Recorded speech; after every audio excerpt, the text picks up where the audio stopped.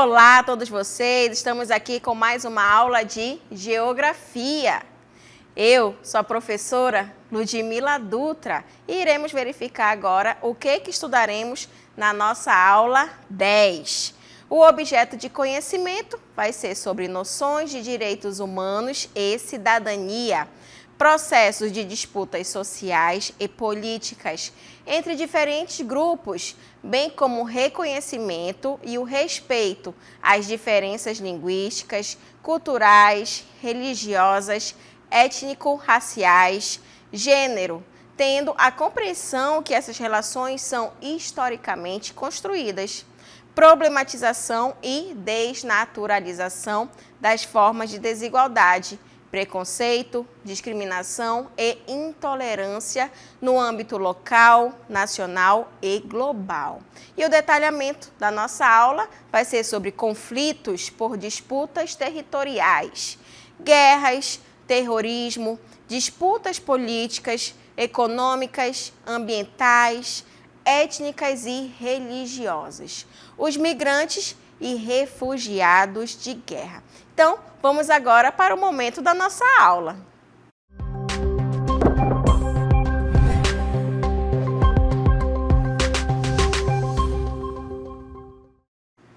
Então, gente, a partir desse momento, nós iremos estudar sobre guerras e conflitos, mais recentes aí que têm ocorrido ao redor do planeta.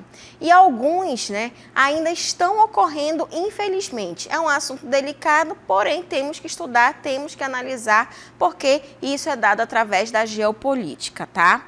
A maioria das vezes, pode ser originados pelas ações humanas, principalmente, conforme aí relatado pelo Conselho de Relações Exteriores. Então, são situações que ocorrem ao redor do planeta e nós temos que estudar, tá bom? Analisaremos também conflitos que podem ocorrer entre estados, exemplificando aí pela situação da Ucrânia, assim como as guerras civis que acabam ocorrendo em um determinado local, em que facções, gente, acabam recebendo apoio de diferentes nações, como a gente observa na Síria. Então, a gente vai estudar sobre diversos conflitos que estão ocorrendo atualmente, infelizmente, em vários lugares ao redor do planeta. E a maioria desses conflitos, gente, a gente observa que vai estar muito ligado aí à parte de religião, a religiosidade em um determinado local, ou até mesmo a parte de diferentes etnias, e isso acaba provocando certos conflitos, surgindo guerras, tá certo? E um deles, gente, que acaba chamando muito atenção, porque, infelizmente, acaba sendo um conflito que ocorre ali, parece que historicamente já tem um fator bem longo e parece que nunca vai ter fim, tá? Vai ser ali o conflito entre Israel e Hamas, na faixa de Gaza, A faixa de Gaza, a tão conhecida área em que parece que não acaba, infelizmente, nunca o conflito aí nessa região, tá? A gente vai verificar, estudar aí que vai existir um confronto, teve, na verdade, um confronto entre membros do grupo Hamas e as populações que viviam ali no sul de Israel, tá? Que vai emerger como um dos mais recentes conflitos globais que até hoje é marcado por isso. E quando se teve esse ataque, nessa região ali do sul de Israel, aproximadamente 700 israelenses perderam a vida devido a esse ataque do Hamas em somente um dia. Tá? Então, a gente observa que chega aquele grupo muito extremista e acaba atacando uma região de Israel, porque, na verdade, o Hamas ele não aceita que Israel acaba tendo essa região, tá? Principalmente porque está se tratando de judeus e islâmicos, muçulmanos, tá? Então, eles acabam aí colocando essa questão religiosa. E também nesse mesmo período, cerca de 400 palestinos faleceram nos bombardeios que foram retaliatórios, que foram realizados aí por Israel, porque Israel não aceitou, o bombardeio, na verdade, esse conflito que acabou surgindo, matando aí praticamente 700 pessoas, e Israel vai atacar também. Então, infelizmente, são conflitos que acabam surgindo, né, principalmente por grupos que se dizem, na verdade, ali religiosos, né? Mas a gente tem que, isso aí é uma outra situação que a gente tem que começar a refletir. Será que tem que colocar a parte da religiosidade ali para gerar esses conflitos? Né? Então, é uma questão aí que a gente tem que refletir também. Mas, professora, quem é o grupo Hamas? Gente, o grupo Hamas, né, é o maior entre vários grupos militantes islâmicos que vão estar ali na região da Palestina e tem controlado aí a faixa de Gaza desde 2007. Foi fundado, gente, em 1987, durante o início da primeira Intifada Palestina, tá? O nome mais conhecido do grupo, né, do Hamas, que é em árabe, é uma sigla, né? E essa sigla vem através do Araká al-Mukawama al-Islamiyah, tá? Que traduzindo vai ser aí o movimento de resistência islâmica. Então a gente observa, né? Vamos ter ali a área da Palestina ligada ao islamismo, enquanto Israel ligado aos judeus. Então, a gente observa que essa região aí da faixa de Gaza, né, é uma região em que tem muito desses conflitos, onde a maioria que acaba prevalecendo serão de palestinos, tá? Então, a gente observa que, tendo esse conflito, porque os islâmicos, né, eles não aceitam a região ali de Israel que, com o passar dos anos, foram dada essa região, esse território para eles. Tá? Agora, o grupo Hamas, gente, vai ser ali uma ramificação do braço palestino da Irmandade Muçulmana, tá? O que é isso? É a maior e mais antiga organização islâmica do Egito, tá? A gente está falando ali de Israel, da faixa de Gaza, que está localizada no Oriente Médio, certo? Mas isso já vem desde um longo período anterior, onde já existia a Irmandade Muçulmana, e a partir disso, onde é um grande grupo de muçulmanos, né? Só que lá do Egito, no continente africano, mas que está bem próximo do Oriente Médio. Então a gente observa, né, essa relação que acaba existindo. Inicialmente, gente, o grupo, ele tinha dois propósitos, principalmente de quê? A primeira, de implementar uma luta armada contra Israel. Olha só, né, eles já tinham isso em mente, implementar realmente ali uma luta armada contra Israel e oferecer programas de bem-estar social aos palestinos. Então, a gente observa que o grupo Hamas, ele já tinha pensamento, né, de ajudar os palestinos, né, de uma certa forma ali na parte social, porém, atacando Israel, tá certo, gente? Nós vamos ver um vídeo agora falando um pouco mais da história aí dessa região que ficou conhecida como a faixa de Gaza. Preste atenção que a gente já retorna.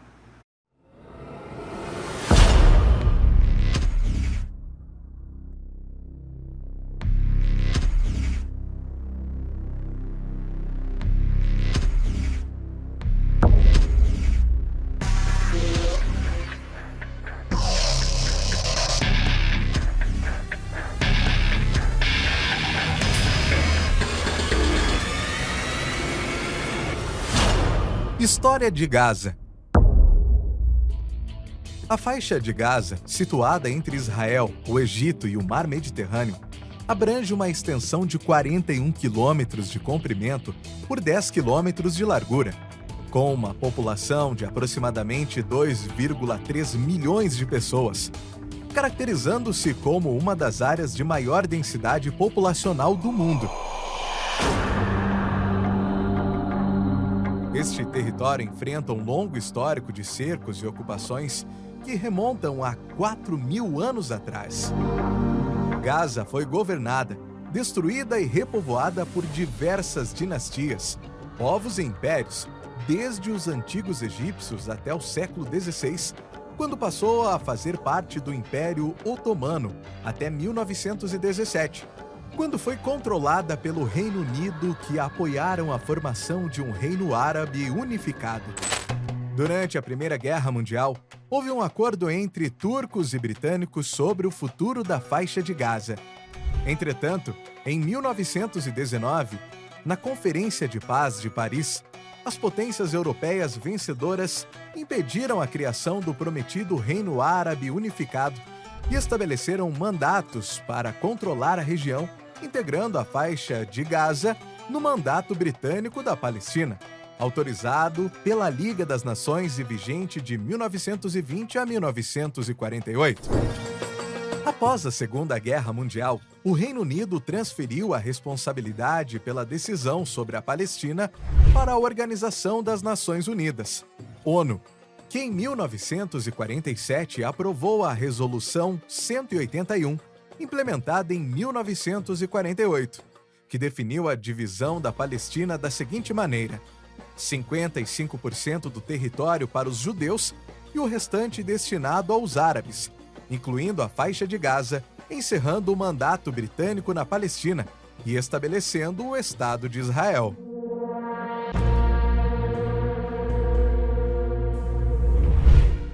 Em 1987, a primeira intifada dos palestinos contra os israelenses teve início na faixa de Gaza. Nesse mesmo ano, surgiu o grupo militante islâmico Hamas. Em 2005, após uma segunda intifada, Israel retirou suas tropas da faixa de Gaza. E no ano seguinte, o Hamas obteve uma vitória clara nas eleições palestinas, desencadeando uma violenta luta de poder em 2007 com o partido Fatah, liderado por Mahmoud Abbas, presidente da Autoridade Nacional Palestina, ANP. O Hamas emergiu vitorioso na faixa de Gaza e, desde então, mantém o controle na região, apesar de enfrentar um bloqueio terrestre, aéreo e marítimo imposto por Israel e Egito sobre a faixa de Gaza desde 2007, causando impactos devastadores para os civis palestinos que enfrentam severas restrições de entrada ou saída da região, exceto em casos extremamente raros, como condições médicas urgentes que representem risco de vida e uma lista muito restrita de comerciantes. Então, olha aí, gente, a gente observa, né, que essa região aí da faixa de Gaza é realmente uma região muito delicada, né? E a gente observa que a cada tempo que passa parece que nunca vai ter fim esses conflitos. A gente espera que um dia isso possa ser resolvido.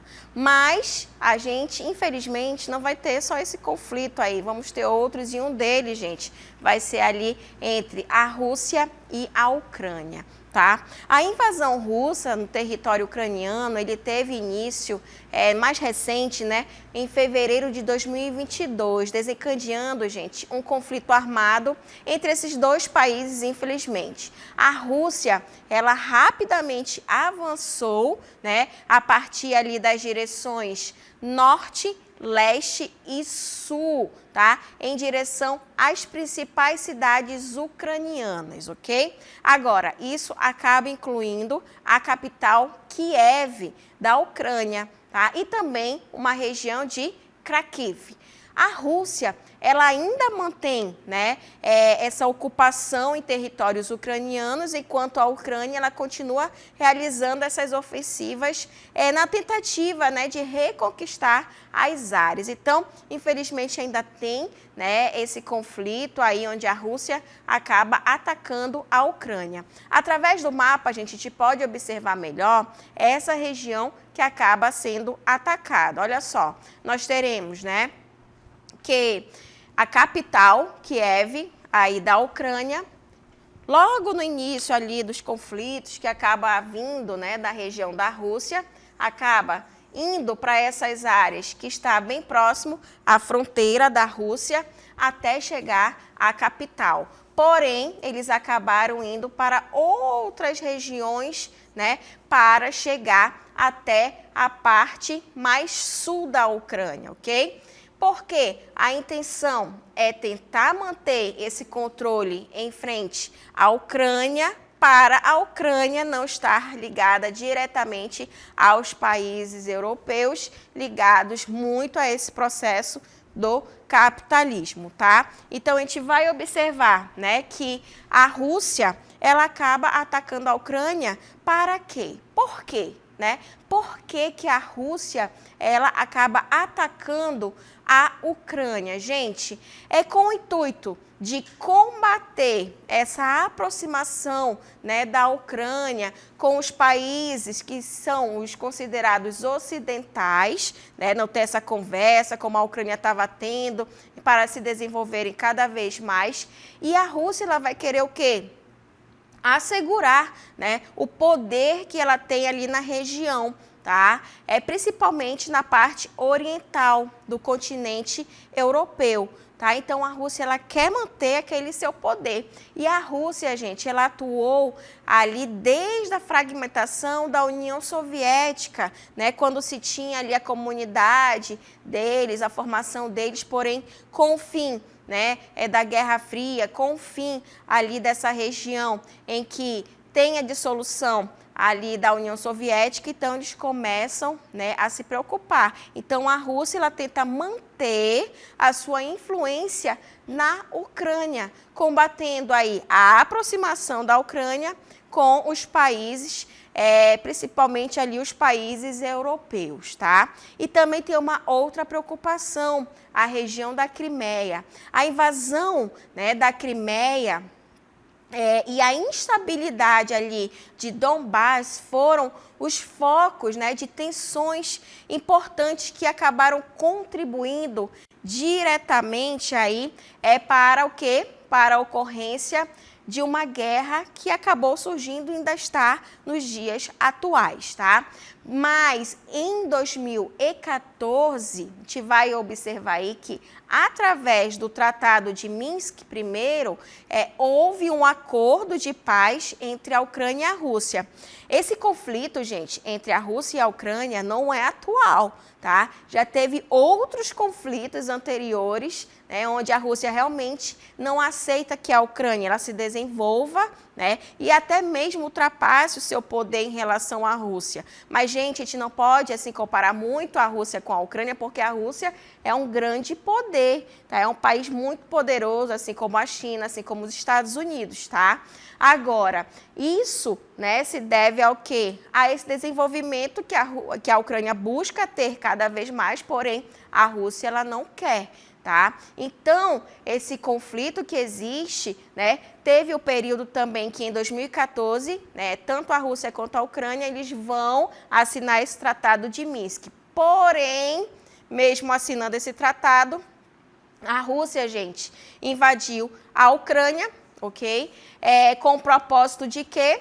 De manter ali a paz entre a Ucrânia e a Rússia. Porém, a Rússia invadiu a Ucrânia com o propósito de manter ali a sua zona de influência, né, na porção oriental do território europeu, ok? Continuando, a gente vai verificar que um dos objetivos, né, dessa ação ali russa vai ser o quê? A de evitar que a Ucrânia ela ingresse aonde?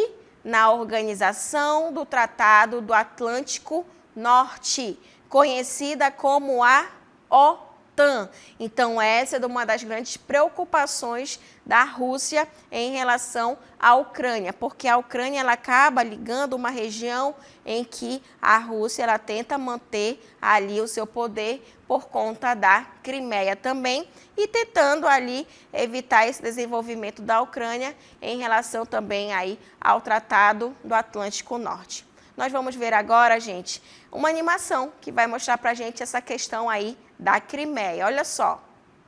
Questão da Crimeia. Na Crimeia, a questão se inicia. Geopolítica, Rússia e Ucrânia em disputa precisa. Península no Mar Negro, estratégia que atiça. Sua posição geográfica importância se avista. A crise emerge em 2013 na Ucrânia, uma pista. A Crimeia no epicentro, uma saga que persiste. Referendo realizado, a população se manifesta. Anexação à Rússia, uma decisão contestada. Março de 2014, a ocupação se alista. A Rússia entra em cena, a situação se cristaliza. A Ucrânia e a ONU, uma posição que subsiste. Não reconhecem a anexação, uma fronteira que persiste. Então, olha só, né? Então é outra situação, um outro conflito que ainda ocorre nos dias atuais. Mas, infelizmente, também não para aí. Vamos ter uma região, principalmente que pega ali a Armênia e Azerbaijão, tá? Essa região, gente, vai ter uma área ali conhecida como Nagorno-Karabakh. Essa região também é conhecida como a região do Cáucaso. Aqui a gente pode observar no mapa essa região, né, de Nagorno-Karabakh, que está localizado no Azerbaijão. Porém, nós iremos estudar que a maioria são de armênios, ok? Olha só, nessa região de Nagorno-Karabakh, gente, vai tratar aí de uma área montanhosa, ok? Que vai estar situada no território de Azerbaijão, tá? Oficialmente reconhecida pelas leis internacionais como parte integrante de Azerbaijão. Porém, o que ocorre aí? A maioria da população dessa região de Nagorno-Karabakh vai ser formada por quem? Pela etnia armênia e recusa essa soberania azeri, que é do Azerbaijão. Então, olha só essa região aí, né, que a gente observa através do mapa. A Armênia faz fronteira com o Azerbaijão. Existe essa região aí, ó, de Nagorno-Karabakh, tá? Porém, nessa região de Nagorno-Karabakh, o que vai prevalecer? Os armênios. Eles vão aceitar as leis de Azerbaijão? Não. Então, é aí que surge o quê? Os conflitos. Mas, professora, por que eles vão querer ficar nesse território? Gente, nenhum desses territórios que a gente está estudando, observando, como a Crimeia, como o Nagorno-Karabakh, entre outros, né, são regiões onde existem muitos recursos naturais, principalmente minérios, tá? Então, a situação aí que a gente observa, que a gente estuda, a maioria não vai ser à toa esses interesses. Tá? Não é para ajudar a população, a sociedade, a comunidade de um modo geral. Existem fatores que levam questões econômicas, tá?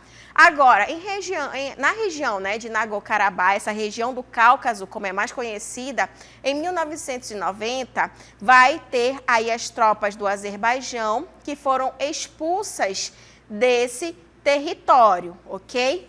Porém, em 1994, ambos os lados, tanto a parte de Azerbaijão, né, quanto a parte da Armênia, vão assinar um acordo de cessar-fogo em 1994. Porém, em 2016, houve uma violenta explosão com ao menos 200 pessoas mortas. Já em 2020, vai ocorrer o quê? Uma explosão aí onde os dois países voltaram a se enfrentar, deixando mais de 300 mortos. Já em 2022, mais recente, o Azerbaijão lançou uma ofensiva contra as forças armênias e terminou com a vitória de Baku. E já em 2024, né, esse território aí acaba realmente sendo incorporado no Azerbaijão, tá certo, gente? Então, aí a gente estuda e verifica essa situação aí da região do Cáucaso, né, onde a parte dos armênios querem ficar nessa área, porém não conseguem por conta ali do Azerbaijão ter a sua maioria. Mas outro conflito também que a gente vai estudar vai ser a situação da Síria, tá? Gente, a Síria vai estar localizada no Oriente Médio, ok? Porém, nessa região, a gente vai estudar e verificar que a Síria vai ter um ponto em que chama muito a atenção, né, dessa área, onde vamos ter aqui a região de Tartus, tá? Tartus, gente, é essa área em que a gente vai observar que é uma área em que vai ajudar alguns países, né, a se desenvolverem e também a enviarem tropas, que vai estar muito mais ligada ao Mar Vermelho, ok? Então, essa região, gente, de Tartus, a gente observa que acaba ajudando vários países, ok? Então, a Síria, ela acaba chamando a atenção por ter essa ligação, principalmente com o Mar Vermelho e, consequentemente, com o Mar Mediterrâneo. E a guerra civil que acaba surgindo na Síria vai ter início aí em 2011, né, quando o governo do presidente Bashar al-Assad reprimiu de maneira violenta uma série de protestos no país que vão estar associados ao movimento da Primavera Árabe, tá? Agora, ainda em relação a essa guerra civil na Síria, gente, vamos ter 4 principais facções, tá? Uma delas vai ser o regime sírio, que vai ser apoiado pela Rússia. Olha só a Rússia ali se inserindo em relação à Síria. As forças curdas, né, vai ser uma outra facção. Os grupos de oposição e o grupo Estado Islâmico no Iraque e na Síria também acabam provocando todas essas situações. Agora, essa situação, gente, resultou aí em significativo número de mortes, infelizmente, né, e milhões de refugiados em países vizinhos. E vale ressaltar, né, que Bashar al-Assad, gente, vai ser o filho do ex-presidente aí da Síria, tá? Que liderou o país por 3 décadas. E a Primavera Árabe, né, por sua vez, teve um impacto em diversos países do norte da África e também do Oriente Médio, incluindo a Síria, que acabou ajudando a retirar, tá bom? Mas além da guerra civil na Síria, também teremos aí a guerra civil do Iêmen. Então, a Guerra Civil do Iêmen, gente, teve início aí em 2014, quando os rebeldes, conhecidos como os Houthis, de orientação xiita, gente, da orientação xiita, eles são os mais extremistas que a gente pode imaginar, tá? Eles acabaram expulsando ali o governo sunita, que é de uma região, só que eles não são tão extremistas quanto os xiitas, tá? Do Iêmen, na capital Sanaã, através desses conflitos armados, tá? Agora, nessa guerra civil do Iêmen, o que eles estavam contando? Com o respaldo do Irã.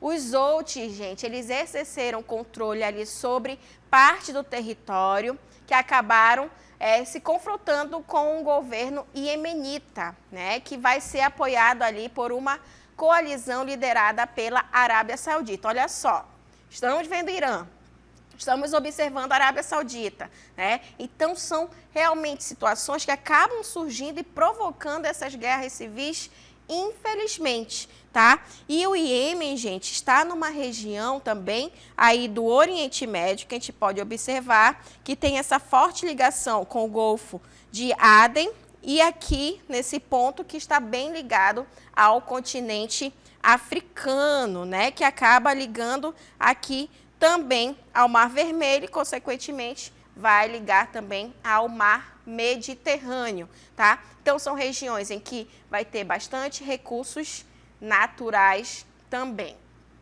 Ainda, outros conflitos que a gente pode observar também vai ser o quê? A Eritreia e a parte da Etiópia, no continente africano, tá certo, gente? Olha só, essa região, né, de Eritreia e Etiópia é uma região também que acaba surgindo conflitos como a Guerra do Tigré. Em 2018, gente, a Etiópia ela testemunhou conflitos entre o governo central e a região de Tigré, desencadeados pelo quê? Pela ascensão do primeiro-ministro Abiy Ahmed ao poder que não queriam. O que vai ocorrer em 2020? Esse primeiro-ministro ordenou uma operação militar contra a Frente de Libertação do Povo de Tigré. Já a Eritreia, gente, participou, né, ali dessas operações contra essa frente de libertação, dando início ao quê? a um conflito regional que perdura até, né, esse período e tem sido alvo de diversas acusações de atrocidades que a gente às vezes nem imagina contra a população tigré, tá, gente? E em 2022, a Etiópia, né, junto com o TPLF, vai assinar esse acordo para encerrar todas essas hostilidades mediado aí pela União Africana. E o conflito acabou diminuindo consideravelmente em intensidade, embora aí a Eritreia ela não tenha aderido a esse acordo e, infelizmente, ainda tem muitas tensões nessa área, tá? Então, ainda nessa região da Eritreia e da Etiópia, infelizmente, acaba ainda tendo conflitos. E essas pessoas, gente, elas acabam fugindo, se tornando refugiados, né? Que vão ser esses indivíduos que se encontram fora da sua nação de origem devido ao quê? A temores fundamentados de perseguição, associados às questões de etnia, à religião, à nacionalidade, ao pertencimento de um grupo social específico ou até mesmo através da sua opinião política. Além disso, gente, os refugiados, eles podem também buscar refúgio, né, devido a essas violações severas e generalizadas dos direitos humanos, assim como em todo esse meio a conflitos armados que acabam surgindo, infelizmente. E como várias pessoas estão fugindo do seu território, acaba surgindo o quê? Infelizmente, a xenofobia, que é uma forma de preconceito e hostilidade que vai estar direcionada às pessoas estrangeiras ou grupos que são ali percebidos como estrangeiros. E essa atitude, gente, ela pode se manifestar em diferentes formas, incluindo a discriminação, a violência verbal ou física e também até a rejeição social com base na origem nacional, étnica, cultural ou até mesmo linguística ali de um indivíduo ou grupo.